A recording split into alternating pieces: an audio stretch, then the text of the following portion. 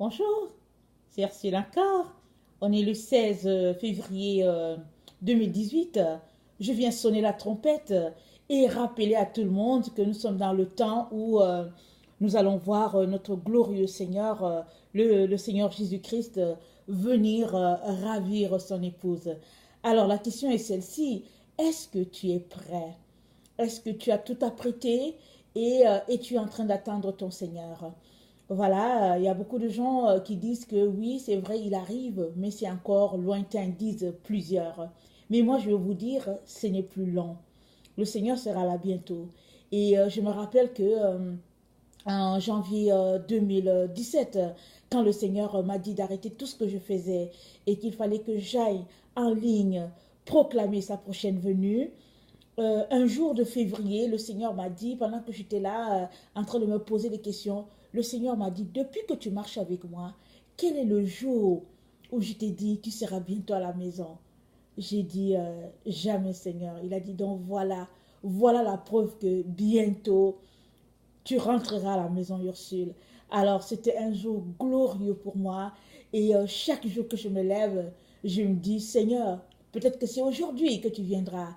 Alors quand je pense que ça peut être aujourd'hui, alors je m'organise pour que Jésus soit le centre de ma vie dans cette journée et je m'organise que tout est prêt. S'il venait, en tout cas, s'il y a des choses qui restent, ce serait juste des choses dans la maison et puis des choses comme ça. Mais je m'assure à tous les jours que je ne perds pas cette connexion-là avec mon Seigneur. Alors, je viens aussi t'encourager, toi qui m'écoutes, à faire pareil. Ce n'est pas facile, mais c'est une question de volonté et aussi d'appeler le Seigneur au secours. Il nous a donné son Saint-Esprit et il va nous aider à passer à travers. Donc voilà. Alors, le sujet d'aujourd'hui, c'est un message que le Seigneur m'avait donné le 8 février 2018 et ça parlait des loups. Alors, il m'a réveillé autour de 1h24 et il m'a dit, tu parleras des loups qu'il y a dans la vie autour de mes enfants et puis dans leur vie. Alors, là, il m'a dit qu'il y a plusieurs de ces enfants qui n'avancent pas, tout simplement parce qu'ils sont cernés par les loups. Et très souvent, ils ne les identifient pas, ou bien ils sont aveugles au fait que la personne, leur collaborateur le plus proche, est au fait tout simplement un loup. Alors, j'ai pris le temps, depuis ce temps-là, de chercher sa face pour savoir comment est-ce que je pouvais orienter ce message-là. Parce que vous savez, quand le Seigneur donne un message et une direction tout de suite, et puis il donne exactement les paroles, ça c'est très facile. Mais quand il donne tout simplement un thème, et puis il te dit, voilà, il faut parler de ceci, ce n'est pas toujours évident parce qu'il faut que lui-même te donne la direction qu'il veut que tu prennes. Alors, il y a je pense que c'était hier qu'il m'a dit, voilà, j'aimerais que tu parles de loup dans la vie de mes enfants, mais en prenant l'exemple sur la vie de Naomi, de Ruth et puis de Orpa. Donc voilà, alors on va aborder le sujet en nous penchant sur le livre de Ruth. Et je ne vais pas lire tous les livres parce que bon, bien que ce soit un livre pas long, juste 4 chapitres, mais quand même pour la lecture, ça peut devenir long.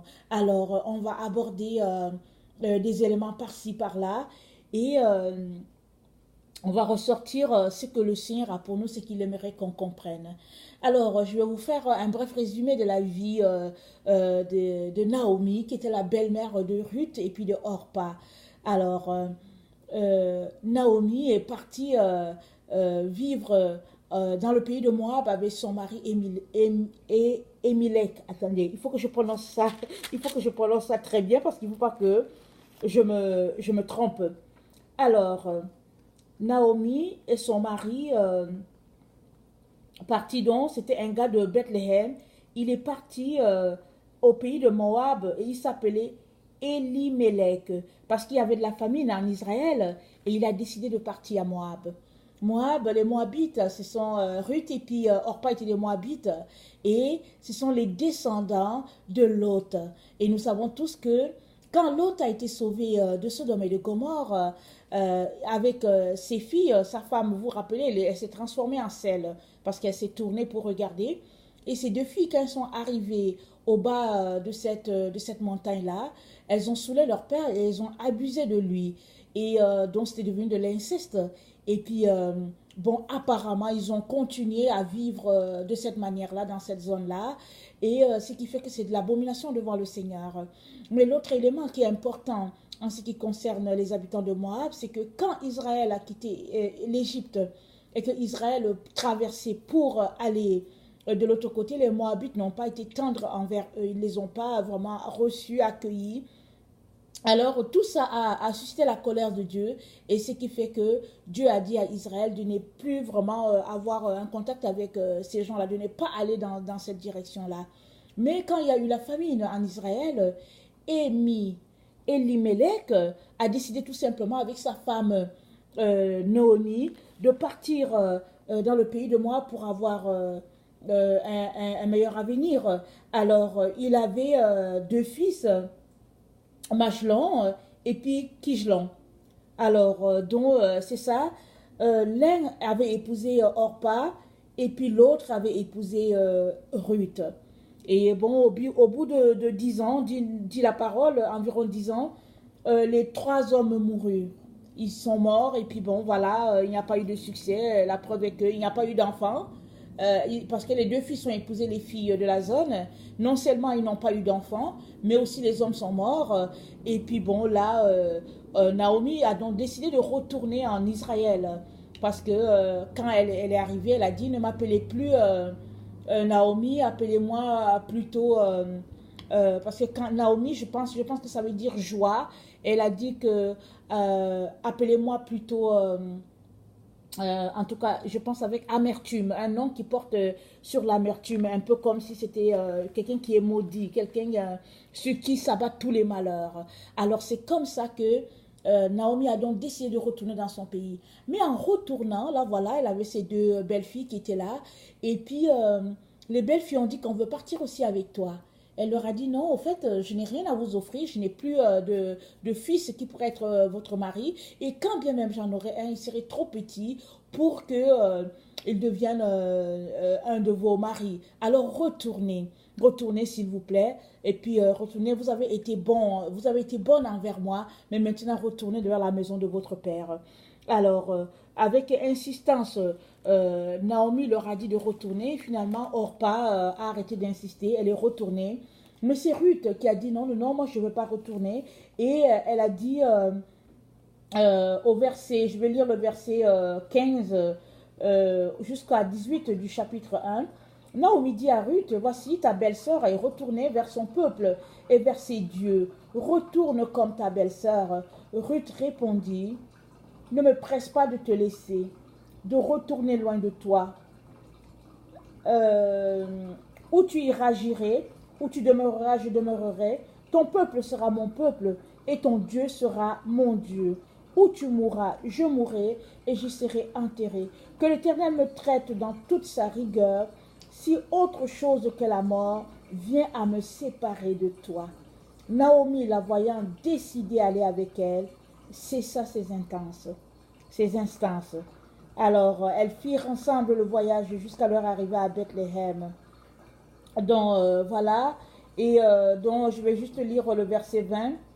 Les deux femmes, elles sont marchées. Quand elles ont fait leur entrée à Bethléem, les femmes ont commencé à dire, est-ce la Naomi?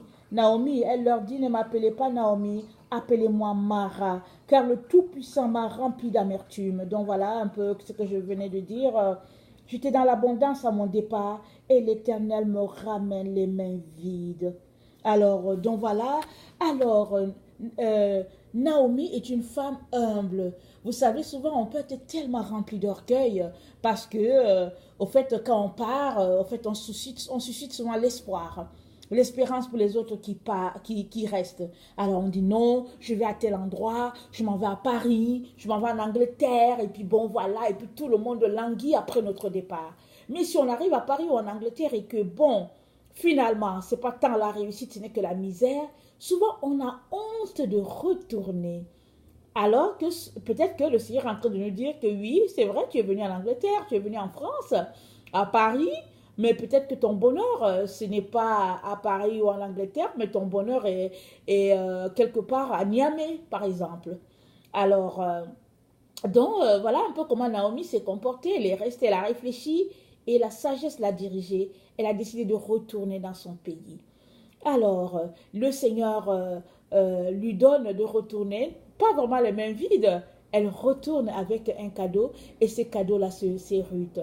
Alors, donc, pour revenir à notre sujet, le Seigneur dit que il y a des loups et il y a des loups dans la vie de ses enfants, autour d'eux, un peu partout. Alors, si nous regardons un peu l'histoire de Moab, il y a une histoire de malédiction qui pèse sur ces descendants-là. C'est que leur aïeul, leur fondateur, je veux dire, Lot et ses filles se sont rendus coupables d'un comportement devant l'Éternel. Alors, il y a eu inceste, et puis ça, c'est quelque chose que vraiment Dieu a clairement dit dans sa parole. Il a dit non, ça ne doit pas exister au milieu de vous. Alors, quand on regarde ça, déjà, l'environnement, c'est un environnement de loup. Parce qu'au fait, ce qui se passe dans la zone où ce pays-là se trouve, ou bien ce qui se passe à Moab, c'est quelque chose qui n'est pas selon les Écritures. Donc le comportement des gens là, c'est un comportement qui ne plaît pas tellement à l'Éternel. Et puis même leur comportement, parce qu'on ne va pas aller lire ça, leur comportement en rejetant leur parenté, les Israélites quand ils traversaient la zone pour aller à la terre promise, leur comportement prouve que c'était des gens qui n'étaient pas aimables, qui ne marchaient pas selon le Dieu créateur. Alors, peut-être que toi, il se pourrait que tous les loups qui sont autour de toi, c'est tout simplement que tu es dans un environnement de loups et que tu dois changer d'emplacement, un peu comme quelqu'un qui décide d'aller faire son bonheur à Paris, alors que peut-être que Dieu a prévu pour lui Niamey, par exemple. Et il arrive à Paris, rien ne marche, et au lieu de retourner à Niamey, il est là, il a honte, il s'est dit, mais qu'est-ce que je vais dire, je n'ai rien, tout le monde va se moquer de moi et tout, et il reste là à Paris, vraiment dans toute la misère possible. Alors mais Naomi, elle a refusé de rester à Moab alors qu'elle a perdu son mari et puis ses fils. Elle a décidé de retourner. C'est pourquoi je dis que c'est une femme humble. Elle s'est dit, il y a de la place dans la maison de mon père, je ne serai pas rejetée et tout cela. Alors, quel est l'environnement dans lequel tu vis? Il est très important que tu essayes de voir, quand le Seigneur dit qu'il y a des loups autour de toi qui t'empêchent d'aller loin, essaye de voir c'est quoi. Est-ce que c'est l'environnement dans lequel tu vis? Est-ce que c'est les amis avec lesquels tu es? Est-ce que c'est la personne avec qui tu vis? Oui, parce que ton mari ou bien ta femme, ça peut aussi être un loup pour toi.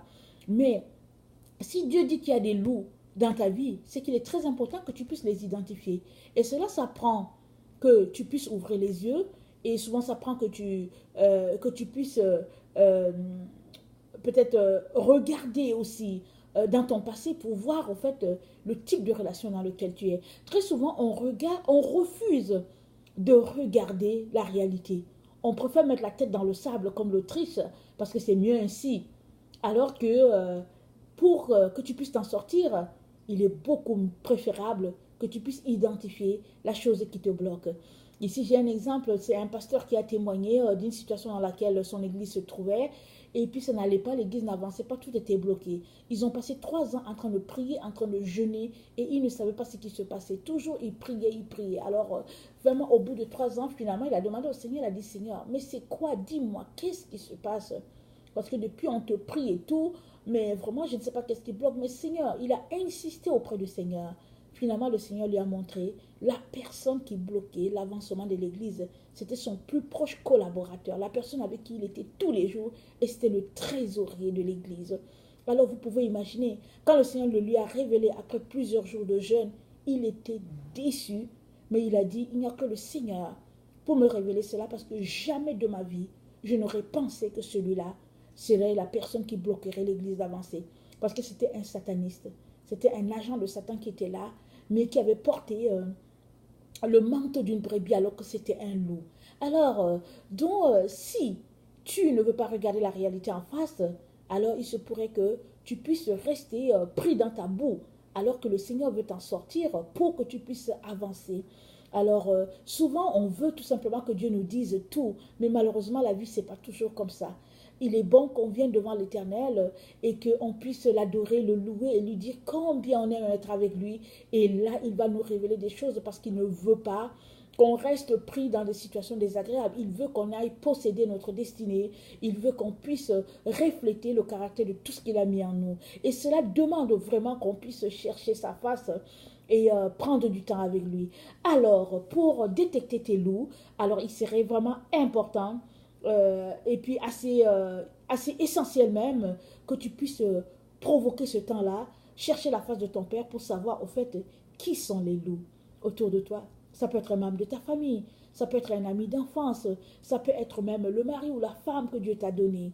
Alors, si c'est dans le cas d'un mariage, mari ou bien femme, qu'est-ce que Paul a dit? Paul a dit que si tu es marié à un païen qui consent de vivre avec toi et que toi tu es chrétien, il ne faut pas le rejeter. Parce que tu ne sais pas si tu vas sauver ton mari ou pas. Mais maintenant, suppose que tu es dans une situation où ton mari ou bien ta femme est un loup. Alors il est très important donc que tu viennes devant Dieu pour dire Seigneur, voilà, tu viens de me révéler que la personne avec qui je partage tout est la personne qui me bloque. Comment est-ce que tu veux que je me comporte? Et Dieu te dira comment il veut que tu te comportes. Si vraiment cette personne-là est au fait un danger pour ta vie et que Dieu ne t'a jamais vraiment dit de te mettre avec la personne et que toi tu t'es retrouvé là, je ne sais pas par quel chemin, Dieu te parlera parce qu'il parle toujours à ses enfants. Maintenant, si la personne qui semble te bloquer est peut-être quelqu'un avec qui tu as grandi, avec qui vous traînez dans les mêmes péchés, vous traînez dans les mêmes choses, alors il se pourrait que le Seigneur te demande de quitter la personne pour pouvoir avancer. Vous savez, marcher dans le Seigneur, grandir dans le Seigneur, c'est plusieurs renoncements. C'est au fait ça. Mais souvent, on veut tout simplement avancer, on veut que le Seigneur nous donne plus, mais on n'est pas prêt à laisser certaines choses. Si tu veux aller loin, tu dois ménager ta monture, dit la parole de Dieu. Donc on a besoin souvent, pour aller plus loin, d'enlever des choses et de les laisser tomber. Vous savez, souvent, quand on veut mettre des charges sur un âne, alors souvent on enlève toutes les autres choses qui sont de trop, parce que ce sera tout simplement débordant pour l'animal de porter tout cela. Et si toi tu veux aller plus loin, tu as besoin de t'arrêter et de savoir dans ta vie ce qui t'empêche d'avancer, ce que le Seigneur appelle le loup, vraiment. Donc c'est ça. Et puis l'autre élément que l'histoire de Ruth, Naomi et Orpa nous apporte, c'est le fait que pour aller en Israël, le Seigneur a permis que Naomi puisse passer un test à ses belles-filles. Alors, il est ressorti de ce test-là que Orpa était ambivalente. Vous savez, tu ne peux pas aller loin avec les personnes ambivalentes. Tu ne peux pas aller loin avec le Seigneur si tu es toi-même une personne ambivalente. Une personne qui aujourd'hui dit oui et puis demain dit non. Une personne qui ne sait pas très bien où elle s'en va. Tu ne peux pas avoir ce que Dieu a pour toi. Tu as besoin de te débarrasser d'un tel caractère. Et tu as besoin de ça, tu as besoin de prier le Seigneur, mais tu as besoin de venir dans la présence de Dieu, lire la parole de Dieu. Parce que la parole de Dieu, c'est la vérité révélée. Et plus tu t'approches de Dieu dans la parole, plus tu vas apprendre à être comme ton Seigneur. Parce que, vous savez, la Bible de la Genèse à l'Apocalypse, ça parle toujours de Jésus-Christ. Et c'est encore merveilleux de lire les évangiles, parce que les 4 évangiles, c'est l'histoire de Jésus-Christ. Et quand tu lis les évangiles, tu t'imprègnes de la personnalité de Christ. Et Christ était un gars droit, c'était un gars honnête, c'était un gars vrai. Alors, c'était un gars parfait. Alors, si vraiment tu apprends de lui, tu vas réussir à sortir de l'ambivalence. Parce que l'ambivalence, c'est quelque chose qui nous bloque beaucoup d'aller loin, d'aller posséder ce que Dieu a pour nous.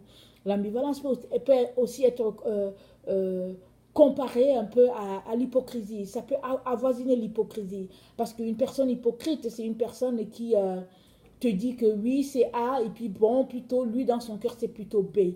Alors, avec une telle personne, tu ne peux pas aller loin. Et généralement, les personnes qui sont lourdes, ils sont comme ça. Ils te font croire qu'ils sont avec toi de tout cœur, alors que par derrière, il te poignarde. Et il s'organise pour que tu restes poignardé, que tu ne te relèves pas.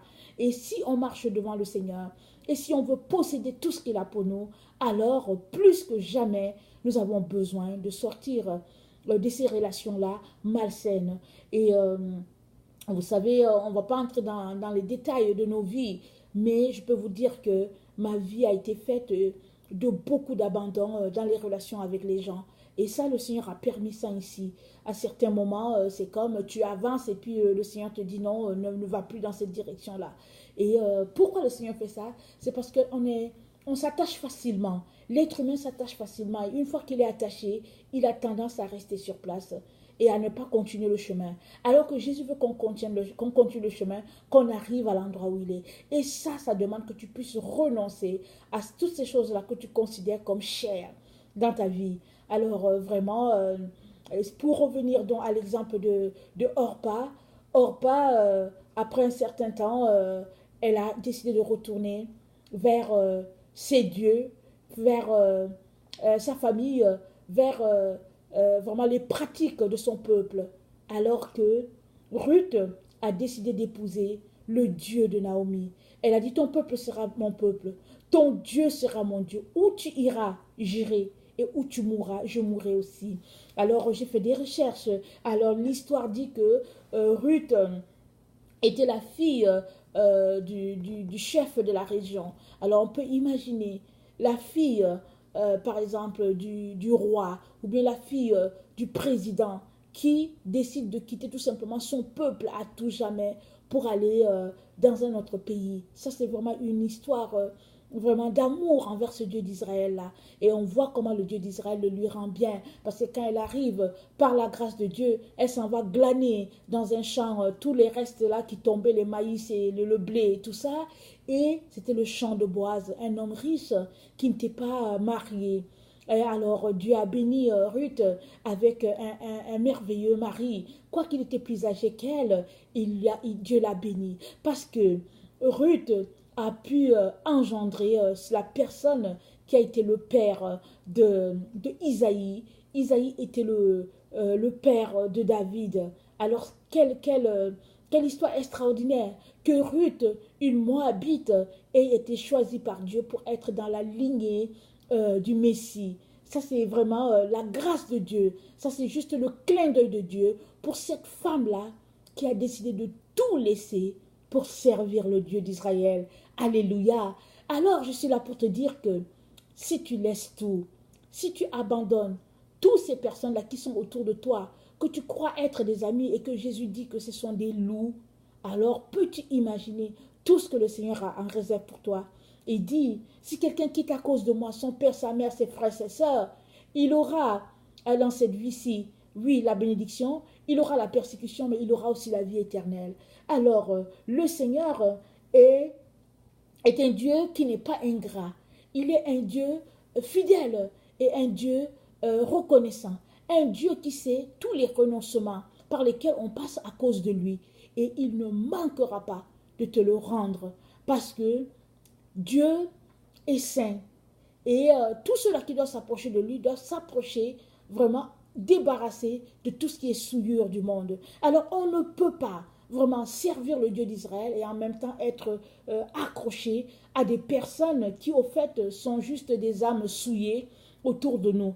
Il y en a beaucoup, mes chers frères et chères sœurs. Si vous mettez à compter, vous allez voir que c'est phénoménal. Toutes les personnes qu'on peut avoir autour de nous ou bien qu'on peut avoir très très proche de nous comme amis.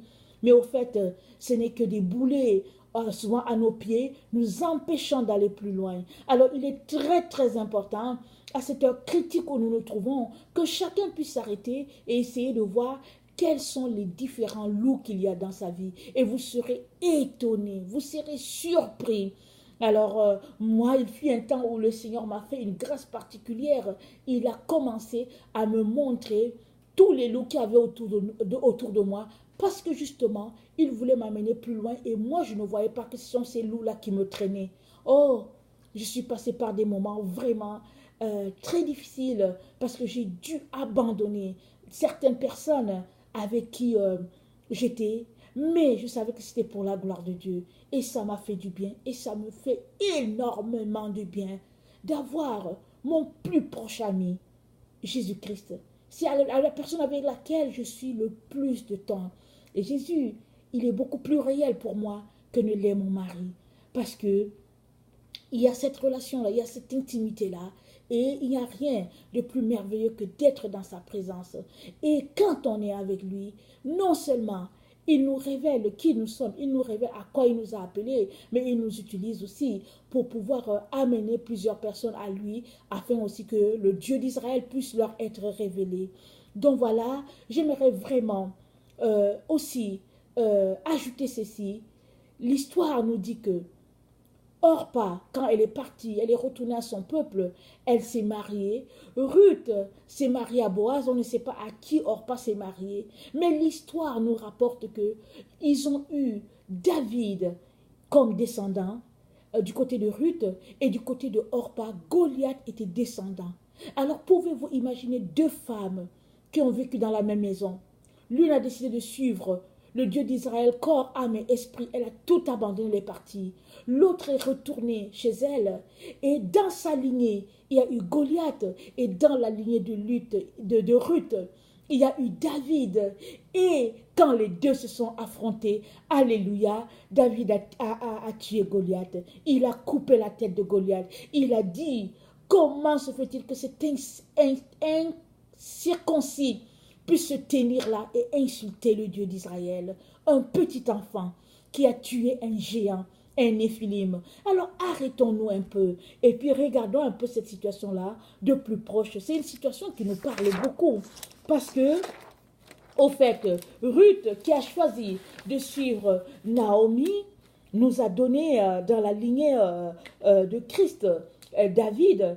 Et David, Jésus est venu de Marie, et puis il a eu son père adoptif Joseph. Les deux étaient de la tribu de Juda, et nous savons que les deux sont descendants de Juda, et nous savons que Isaïe est descendu de Juda.